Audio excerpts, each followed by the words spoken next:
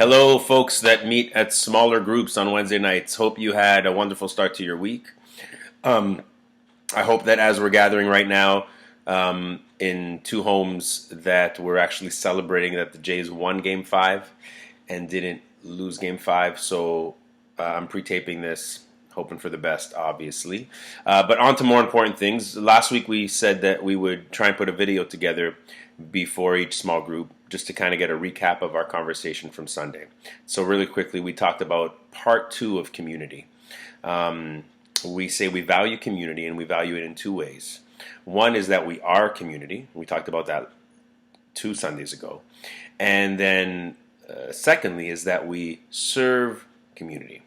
So it's this idea that the love that we experience from Jesus, from God the Father, and then from each other in community can't be contained, but needs to be, moving out of us and becomes far-reaching to our neighbors, our friends, our coworkers, people close to us, people far away from us as well that are in need. And this is where we get this from.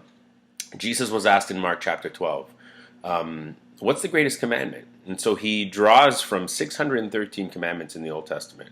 And he says, these are the greatest commandments, and he actually picks 2. He says, love the Lord your God with all your heart, soul, mind, and strength, which comes from Deuteronomy chapter 6, and love your neighbor as yourself, which comes from Leviticus chapter 19, verse 18. And so he brings these 2 together and says, to fully understand what it means to follow God, and if you want to know what the most important thing, to narrow it down, it's this: love God, love others. That's actually our vision statement at the Village. We are becoming a community of people who love God, who love our neighbor, and who want to make the world a better place.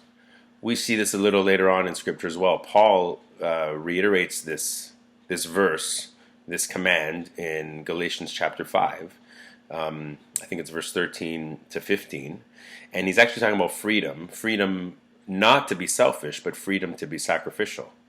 And then he says, really, if you want to sum up the law, it's this: love your neighbor as yourself.